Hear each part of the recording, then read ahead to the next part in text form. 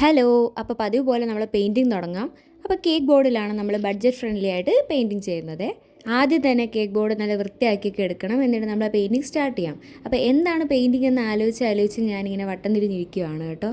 Finally ആയി decide എന്താ വരയ്ക്കേണ്ടതെന്ന് അതും കയ്യിൽ നിന്ന് പോയിട്ടുണ്ട്. അപ്പോൾ നമുക്ക് ബ്രഷും പേസ്റ്റൊക്കെ എടുത്ത് പെയിൻറ്റും ബ്രഷൊക്കെ എടുത്ത് നമുക്ക് പെയിൻറ്റിങ് തുടങ്ങാം. അതിനിടയ്ക്ക് കുറച്ച് ഷോയും കൂടെ ഇടാം കേട്ടോ.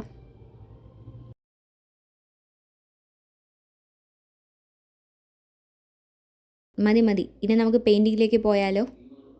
ഈ പെയിൻറ്റിംഗ് എന്ന് പറയുന്നത് എനിക്ക് വളരെ ഇഷ്ടമുള്ള ഒന്നാണ് കേട്ടോ. ആ ചെക്കൻ ആ പെണ്ണിനെ നോക്കിക്കൊണ്ടിരിക്കുന്ന പെയിൻറ്റിങ് എനിക്ക് വളരെ ഇഷ്ടമുള്ളതാണ്.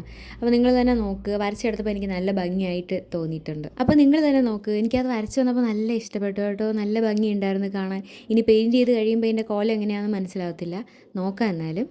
അപ്പോൾ ഇവരാരാണെന്ന് നിങ്ങൾ കമൻറ്റ് ബോക്സിൽ കമൻറ്റ് ചെയ്താൽ മതി കേട്ടോ, ഈ ക്യാരക്ടേഴ്സ് ആരാണെന്ന്.